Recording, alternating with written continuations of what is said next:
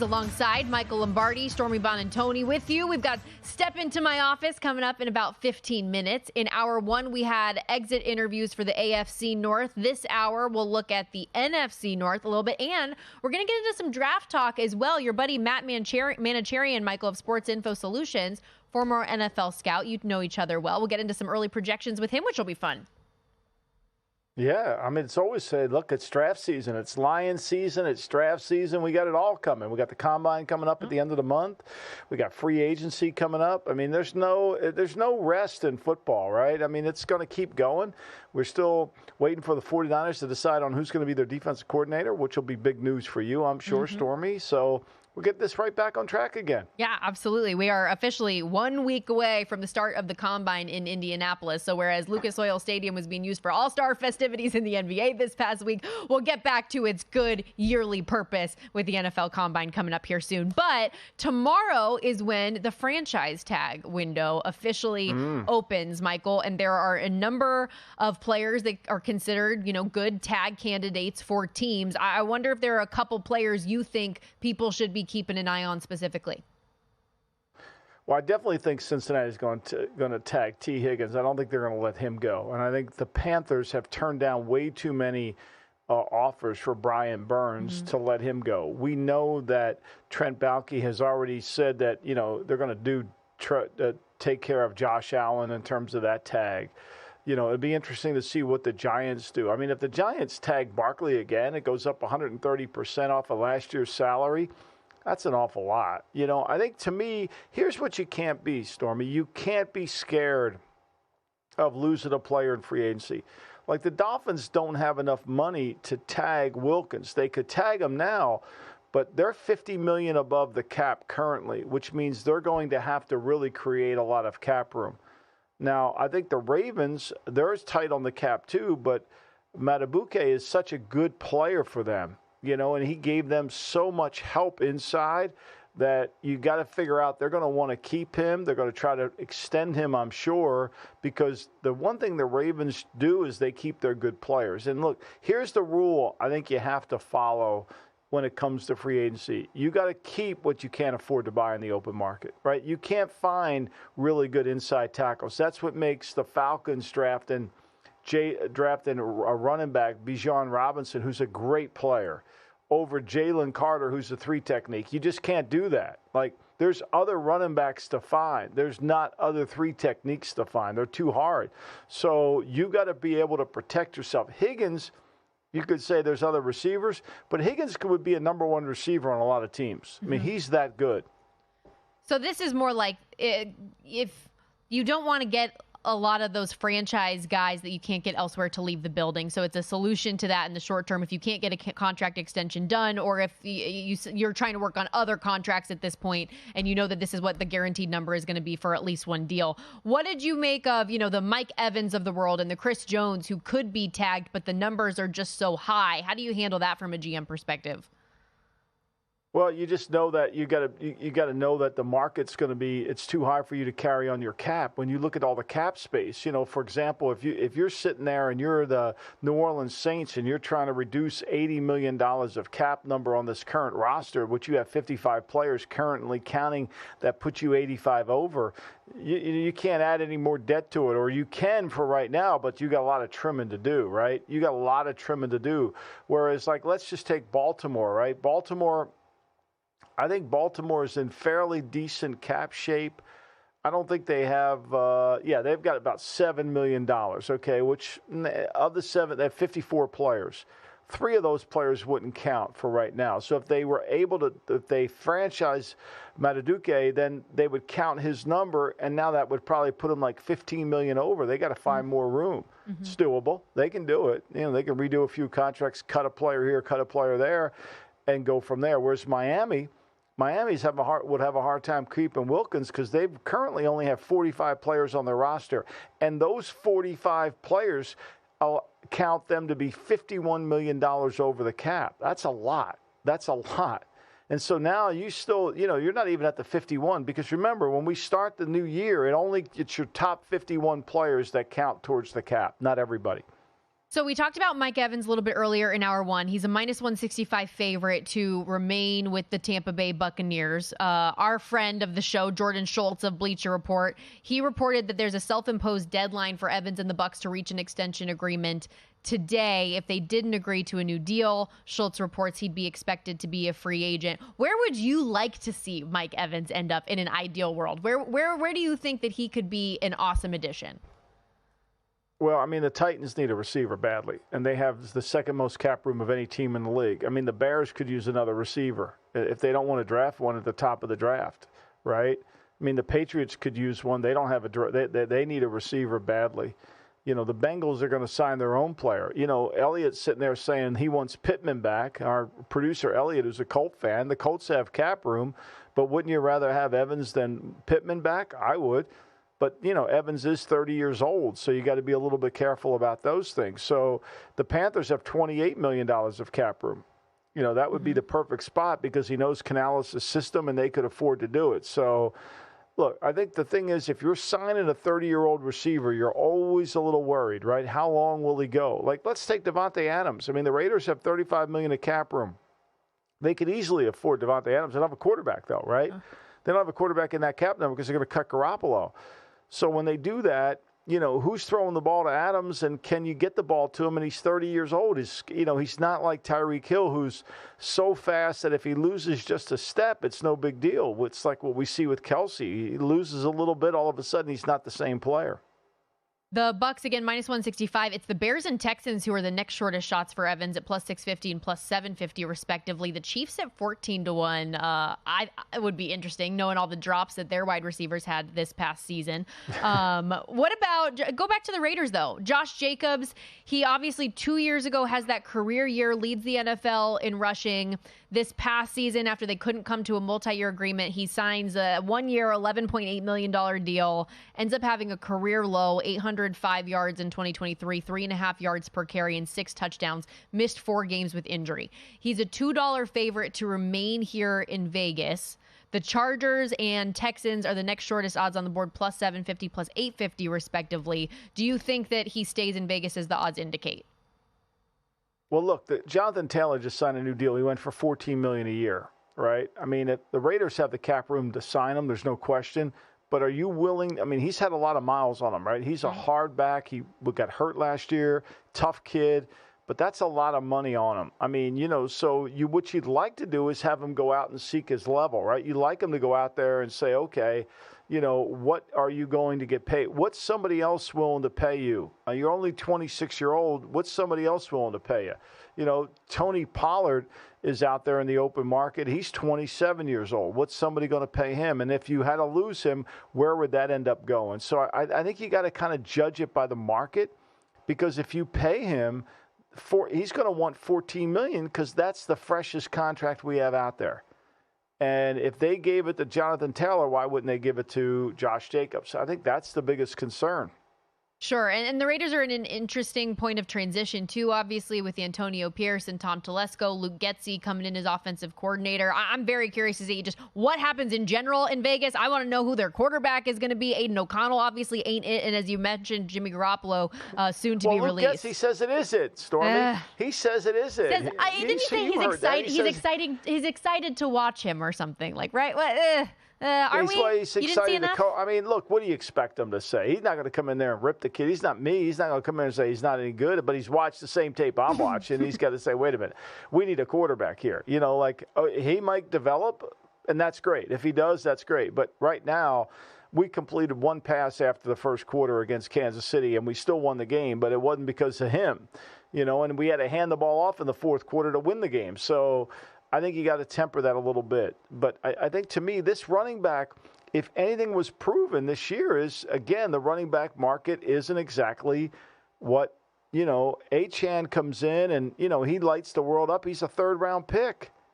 You know, all off-season we talked about it, and I was in favor of it. Dalvin Cook, he's going to make a difference. Dalvin Cook, he didn't make a difference. He went to Baltimore, and he couldn't make a play. You know, Foreman goes to the Bears. He didn't really do anything. Kenneth Walker's a second-round pick. When he's healthy, he's the best running back for Seattle.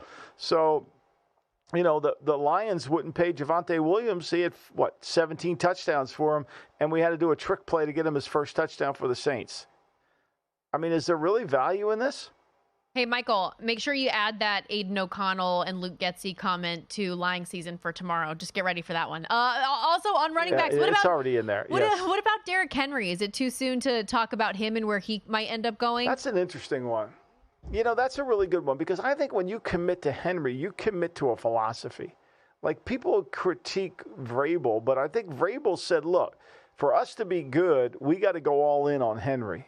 And does anybody want to go all in on Henry? We got to run the outside zone. He's really, he's not really a pass protector.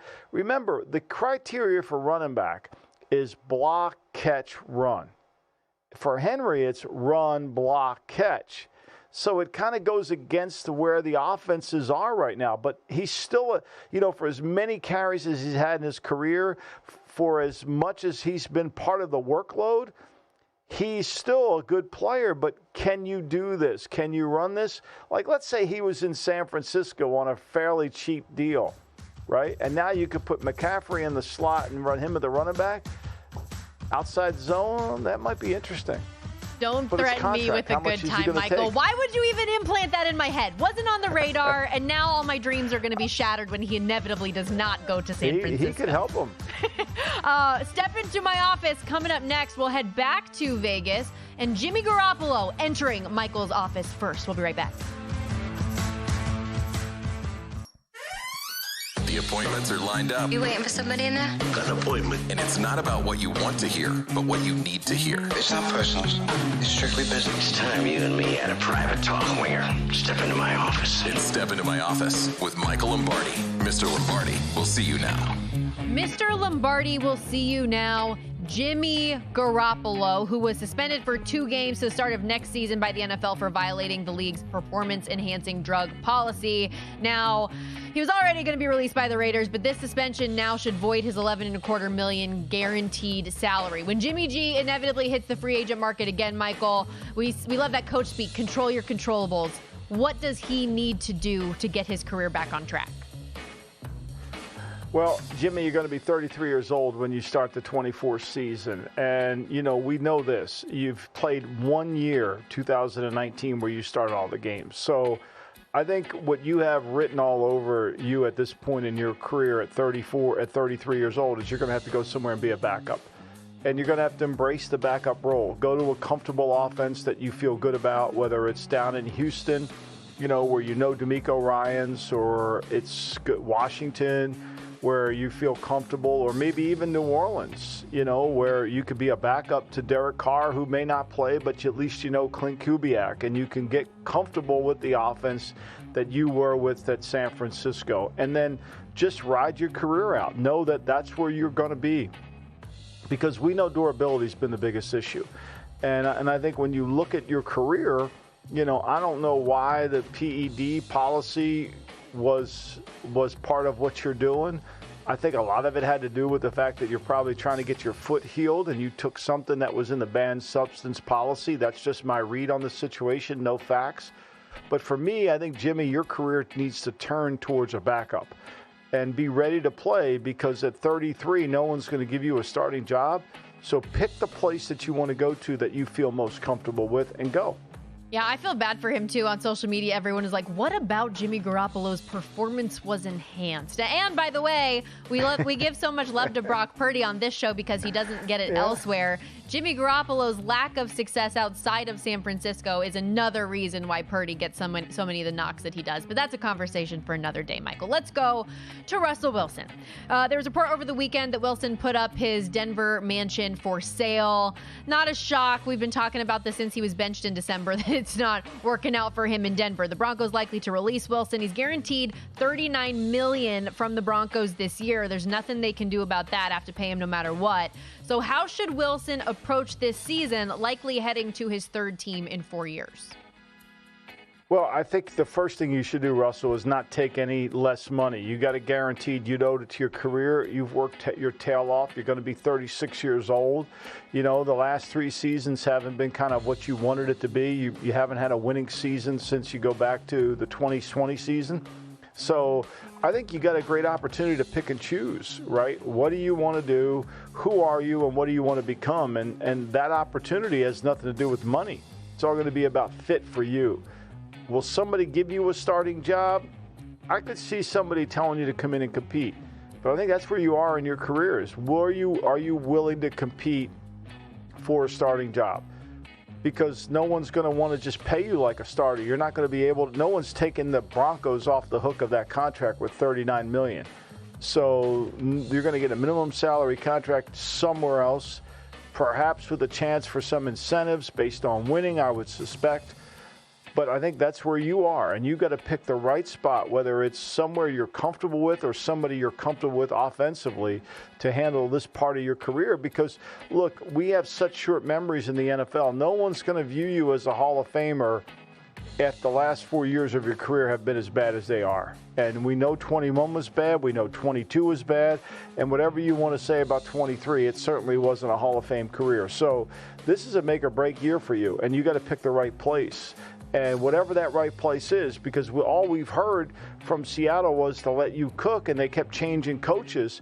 So I'm really not even sure what offense works for you right now. That's only for you to understand, and I think that's going to be the place you got to go to, where you can shine in the best light.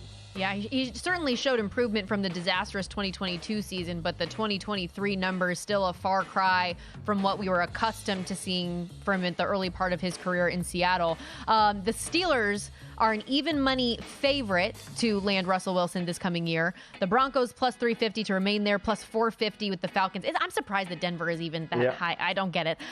Sierra? I don't understand that, but why are the Steelers, though? See, like, for me, okay, unless Tomlin, I know he's getting ready to come in my office, but I think I can't see Russell going to Pittsburgh unless they told him he's the starter. You know, now it's the perfect situation for Pittsburgh because they don't have to pay him anything, and Pittsburgh doesn't want to pay a guy. They want a guy to come in and compete. So I could see that one. I could see it makes, the more I talk about it, it makes more sense.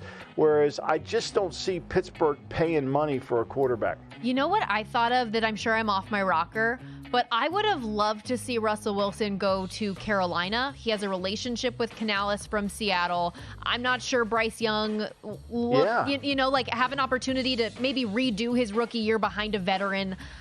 I would like it. I don't think that it's realistic. He's a 35-1 shot to land with the Panthers, but go back home to Carolina. I think it's interesting. Just going to throw it out there. I think it is interesting. I do. I think it is interesting, and I'm sure Canales would welcome it, and it would give some competition. But, I think part of that conversation is, Russ, where are you right now? What do you want to do? Do you want to, say Jimmy knows he has to be a backup. He doesn't have anything. This kid, Russell Wilson, still thinks he's a starter. He still sees his life as a starter. And I think sometimes we as fans view somebody else should take a reduced role when we think it's best for us, when they may not want to do that, right? And you got to look somebody in the eye and say, yeah, I know where I am. When Kurt Warner left the Giants, it was because he wasn't playing very well. And he goes out to Arizona and takes a backup role there. And then eventually he gets his career back on track. That would be the story I would be singing to Russell. I would be saying, look, you can be the next Kurt Warner here.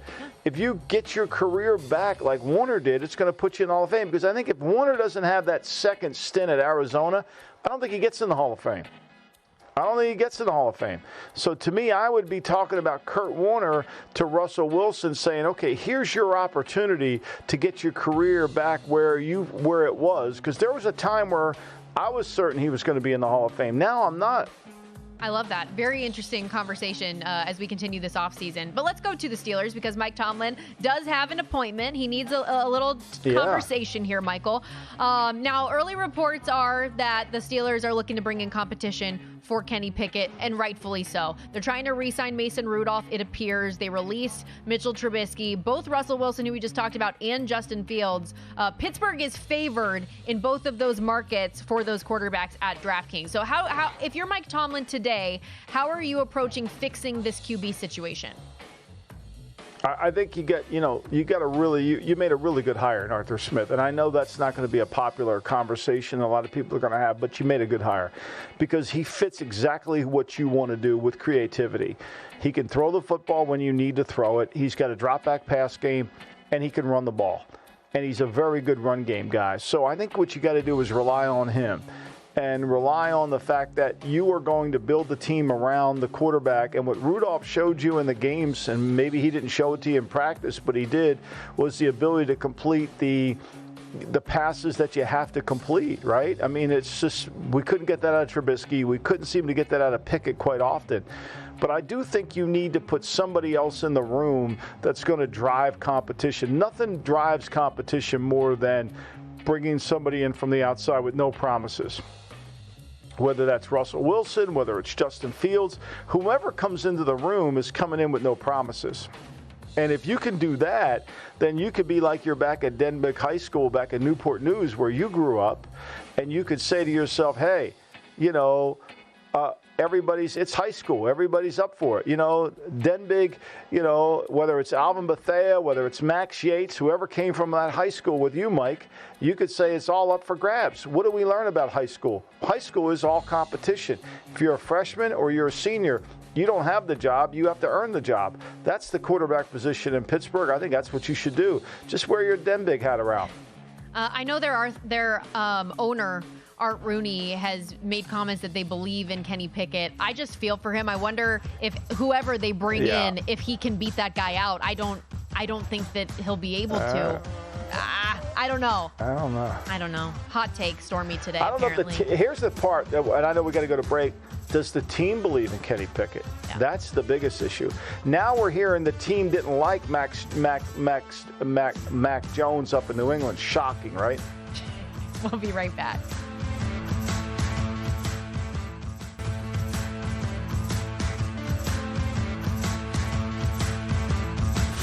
This is the Lombardi Line with former NFL executive Michael Lombardi. Now here is your host, Stormy Buonantony, on VSiN, the Sports Betting Network.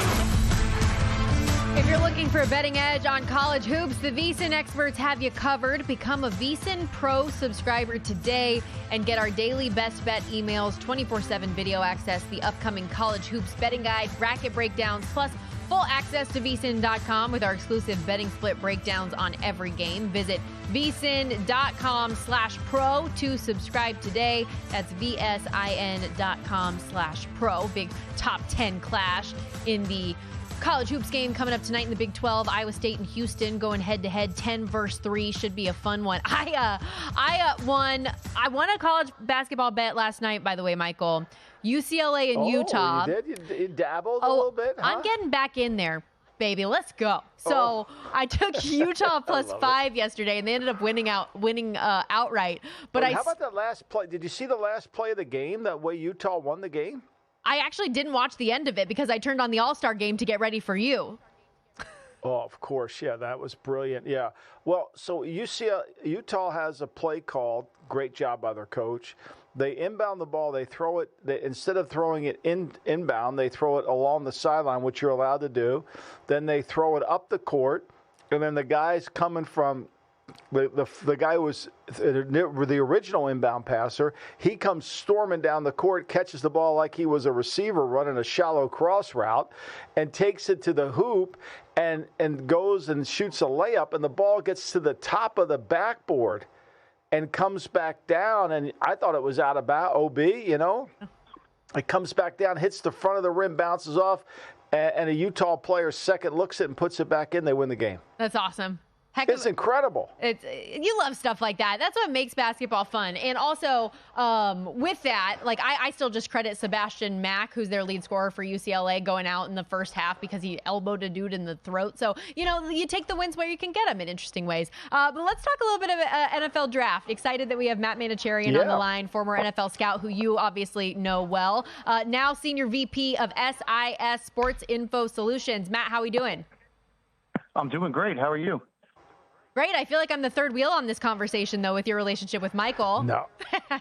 Well, he won't put 27 receivers in the first round. He knows me well enough not to do that, right? So you don't have to say, Matt, Stormy yells at me every time we bring the draft person on because they always have 25 receivers in the first round. Like everybody, and we know there's not 25 number ones. So let's start off with, how do you rank the quarterbacks? There's been a lot of conversation about, yes, Caleb's one, but that number 2 slot could be Daniels. It could be May. Maybe it's, maybe we're hearing it's J.J. McCarthy higher. How do you see it? Yeah, the McCarthy buzz is interesting, but the way that I see it is kind of a little bit boring. It's Williams, the number 1. I think he's the one guy that has the real kind of tools where he could be something really special. There's a little bit makes me nervous about him, but there's a little bit that he has some electric qualities that are just a little bit different. Drake May is the second guy we have on our board. I did his eval. I love his ability to throw the ball down the field to make seam balls, things like that. He's got plus size, plus athleticism, plus accuracy. So it's a pretty good starting point for a quarterback. But this guy's played 20 games of college football, so there's a little bit that makes me nervous about him there too. And then Daniels is our third guy. Obviously, you love the season that he had, but there's a lot about the context there, right? Like we always talked about, what's the context of how is this guy's offensive line? How are his receivers? What's he doing within the offense in terms of what's being asked of him? And I think it was a little bit of an easier task for Daniels at times this year compared to what some of the other quarterbacks saw. Penix and McCarthy are down there kind of in the 4 or 5 range for us. They're a step down on our grading scale before those first 3 guys. And but McCarthy is the guy, from talking to people around the league as we're approaching the combine, that there's a lot of love for him. And so I think he will be sneaking up the boards. Probably, Joe's just not too as high as Jim Harbaugh has predicted at this point, with your thoughts on Caleb Williams there. Why do you think that Jayden Daniels has gotten so much more love, at least recently, than Drake May? Because for the past calendar year, May has been talked about consistently as the clear number 2 to Caleb Williams, and he is in your guys' rankings. But in the larger picture, Jayden Daniels has gotten a lot of love coming off of this Heisman season. Well, I think that's probably that people are catching up on watching the film. If you went into it going into the year, it was Williams and May for number 1.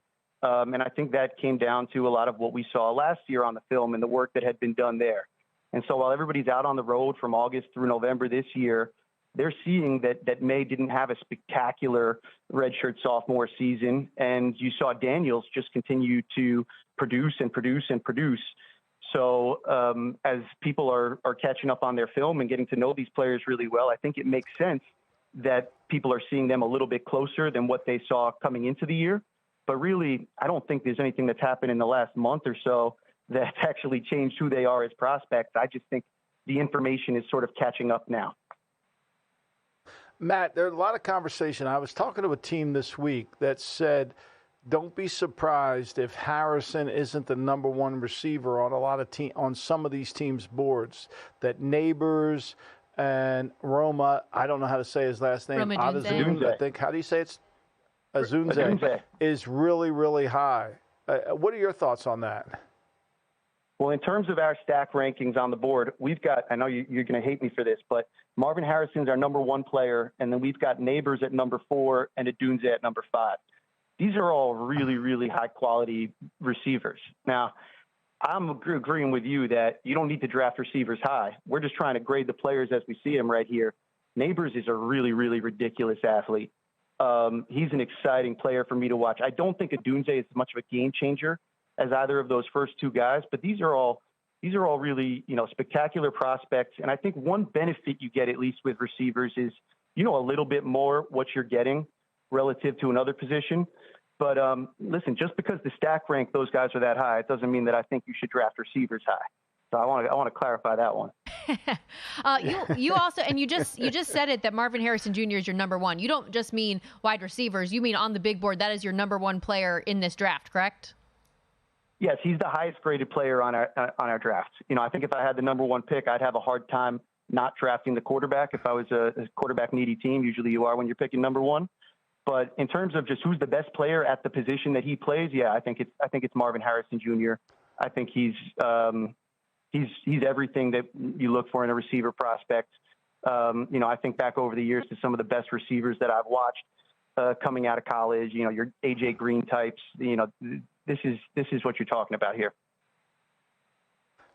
McCarthy is an interesting player because Jim Harbaugh's so high on him. But then when you watch his third down tape, he's one of the best third down quarterbacks in this draft. Where do you think he'll go once this is all said and done? I think he ends up being a first rounder. I really do.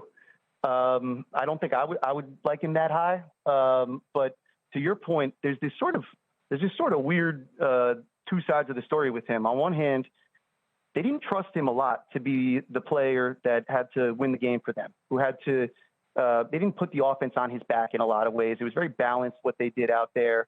Short passes, things like that. But at the same time, when it did come to those gotta have it situations, even though he wasn't leaned on so much over and over again, when he had to have it, he had it. And I think that's what you're talking about there in terms of some of that playmaking ability that happened. One other thing too, the arm, I think people underrate. According to our metrics, the amount of time that the ball is in the air when he throws it relative to expectation. So, right, if you're throwing a deep out, we have an expectation, and then we have the time of how long his ball was in the air. He ranks number one of all the quarterbacks in this class in terms of that air time number, which can be thought of sort of as an arm strength proxy. Matt, can you talk a little bit about Stormy? Not to interrupt real quick. Stormy, not to interrupt. I go to the SIS SAT. It's outstanding for quarterbacks. It does a lot of great things. But I go there, and you're the general manager, Matt. I just appointed you the GM of the Chicago Bears. I know where you have Fields rated on all your analytical charts. Are you picking Caleb or are you keeping Fields? That's a great question. And I think it also depends on what you want to do from a money situation. I think it's as much a question of, do you want to build around Justin Fields on a second contract, or do you want to start that clock over? So I'm sensitive to the argument that trying to start the clock over there and trying to make sure that you can build the rest of your roster on the same timeline as you have the quarterback. I do think that there's a really good argument for that. I got to say, though, I think, from listening to the show, I'm a little bit higher on Justin Fields than you are. I do think you can be a win-with team with the Justin Fields there. I think his ceiling is pretty similar. You're not reading your own stats on your site. You're not Stormy. This man's not reading his own stats on his site. You're just I don't know. I just telling you, you're not. Go ahead. Matt, thank you so much for the time today. Appreciate you. Thanks, Can you Matt. just You're great. on the way out you. Tell people how to see your stuff? Yeah, well, once I start talking out of both sides of my mouth, check out the 3013.com, Sports Info Solutions. You're awesome. Thanks so much. And make sure you follow him Matt. at Great Matt work. Mano Appreciate you. as well. Matt Manacharian, everybody. We'll be right back on the Lombardi Line, closing out hour 2.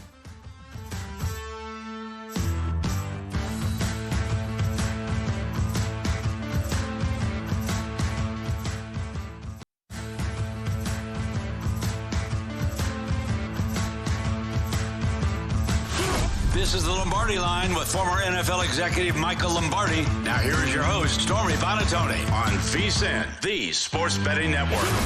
This week on DraftKings Sportsbook, new customers can deposit $5 and you'll get a no-sweat bet up to $1,000 in bonus bets if your first bet loses. Download the app and use the promo code VSiN when you sign up. That's all you got to do. Again, that code VSiN, V-S-I-N, DraftKings Sportsbook. The crown is yours. We're wrapping up this Monday edition of the Lombardi Line. I'm Stormy Buonantony, alongside the one and only Michael Lombardi. And as our exit interviews continue, we talked about the AFC North earlier. I mean, it seems like a very natural transition coming off Justin Fields talk to get to the NFC North.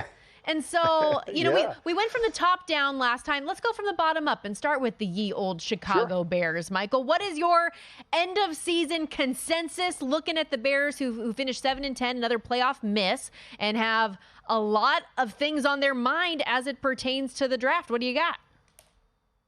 Well, there's one, once in a lifetime happens once in a lifetime. And the Bears are in a once in a lifetime position. Now, the 76ers had the same opportunity, and they just dramatically destroyed their franchise because they made countless mistake after mistake after mistake. And I hope the Bears don't, because they misjudged the talent, the 76ers. If I were Ryan Poles, I would study what the 76ers did that year when they really had the world by the tail. And they ended up turning it away, whether it was trading Bridges, all that. It goes. So they have a great opportunity to really set their franchise for the next 15 years. I mean, what happened with the Chiefs by picking Mahomes and the Saints not getting him changed the trajectory of the NFL. It's the same thing that has to happen in Chicago, and they've got every opportunity for it to happen. They've got to make the right pick at quarterback. I don't agree with Matt. They need a change at quarterback. You're never going to sign Fields to a fifth-year contract. You trade him, you rebuild your offensive and your defensive lines, and you move forward. There's inherent problems within their organization that they were able to overcome. Eberflus is not a great communicator. They rarely have staff meetings in the building. It's very challenging. But from a player standpoint, they've got to improve that offensive line, and they've got to improve the defensive front. Because if they're going to run this scheme, and we saw when they traded for Sweat how he improved it, but they've got to get better inside. So to me, I think it's about fixing those areas, but really understanding what it takes to win Super Bowls. That's what Poles' job is, because if he can evaluate that and he gets the right quarterback, as we saw with Mahomes, he won 2 Super Bowls without Tyreek Hill. Now, I'm not saying don't draft a receiver, but just a caveat here. Fields last year averaged 7.1 yards per attempt. With DJ Moore, he averaged 6.9. It's not always the receiver that makes the quarterback great. It's the quarterback who makes the receivers great. There is so much potential for opportunity with the Bears, and I just genuinely have a fear. I genuinely have a fear that with them retaining Eberflus, that there's potential for Caleb Williams to have a Justin Fields type of a situation where there's a coaching change after 1 year and all of that. Like, I hope that, I think that's worst case scenario, but I think it's very, very plausible. And I worry about that for Chicago, that it's just going to be another year in a similar cycle that they've gone through the last 5. Well, the Chicago Bears are a family-run organization. They're a great organization going back to Papa Bear, George Halas himself, but they tend to be overly loyal. Yeah. And so they got to believe, Poles put him in this position, and give him credit for that. You know, he put him in this position. Can they make the right picks? Can they make the right picks? Because it's not about and the reason I keep bringing up basketball is because you got to hit with the picks. Yeah. It's one thing to get them all like the Oklahoma Thunder have. They hit with the picks. The 76ers didn't. So I think that's got to be the key here. You got to get really good players with all these picks that you've accumulated, and it starts with the first pick and pick the right player there. Okay, so how about the Minnesota Vikings and their exit interview? Kirk Cousins was having a career season until he injured his Achilles. Then Josh Dobbs comes in and lights the world on fire until he catches on fire. And then Nick Mullins the rest of the way, and things did not pan out the way the Vikings expected. I lose my season win total ticket. Thanks a lot. So they finished 7-10, missed the playoffs. Is it just Kirk Cousins why things fell apart? What's the most important thing for them to resolve this offseason, and does Cousins come back potentially? Well, I mean, that's the number one thing. I mean, the really what you got to decide is you've got finally have some cap flexibility in Minnesota. And, you know, you lost 4 games, the last 4 games of the year to destroy your over total. Now, you know, you got to remember, people say, well, you lost 4 in a row. Well, let's be clear here. You lost 6 of the last 7 games. You were 1-6 over the last 7 games. Because after you beat New Orleans, you lose to Denver, you lose to Chicago in a 2-point loss. You beat the Raiders 3-0, which if the Raiders done anything on, if Hunter Renfrow doesn't drop the fumble, you're probably losing that game. How sad is that? That's the one win down the stretch, Michael. That's the one win down the stretch is 3-0. Good God. 3-0. Think about that, Stormy. You know, but they lose a 3-pointer to Cincinnati. They lose a 6-pointer to Detroit. They lose another 10-pointer to Detroit. You know, Green Bay blew them out. Green Bay took care of them. They had no chance. But I think they've got to take those 6 out of 7 losses and really kind of say, this is who we are. And they couldn't mask the quarterback position any longer. And now they've got to get Danielle Hunter signed. I mean, he's not under contract, so they're going to have to do some repairs. Are they going to want to put more money into the quarterback and then not have the same kind of team around them? which is the problem, which is where they've been all their career, right? They've been in this situation. Give Cousins all the money, not have any money for somebody else. So this is a tough offseason, and I think it starts with who is going to be the quarterback. Can Kevin O'Connell, who you hire as your head coach, is there somebody out there that he thinks could be the quarterback, or is there some other way to where we can continue to build around this defense that Flores made pretty good, but let's face it, they got some guys who are free agents. So to me, the number one thing they got to address is how do we fix the quarterback short-term and long-term? In Green Bay, they didn't know necessarily what they were going to get at quarterback with Jordan Love stepping in for Aaron Rodgers. End up getting into the divisional round of the playoffs and probably should have won in advance to the NFC Championship. What do you expect moving forward for Green Bay and keys that they need to address? Well, I think Green Bay, when you look at it after, they lost to Minnesota and were 2-5, they really kind of got their thing going. And, they had the two bad losses in New York and Tampa at home. But this is a really good young team that I think with the new defensive coordinator, Hafley, I think that's going to make some changes because it's going to put some more accountability within it. I don't think LaFleur wanted to make the change, but he decided, and he went with Jeff Hafley, who he's comfortable with. He knows from the past. He really liked Mike Berry. That was the guy that he wanted to keep, but they just couldn't play good enough defense when it mattered the most. And I think ultimately all they need to keep doing is keep adding young talent because they are talented pretty much everywhere. They got a lot of nucleus, even though Big Daddy won't admit it. Their nucleus of young players is very good.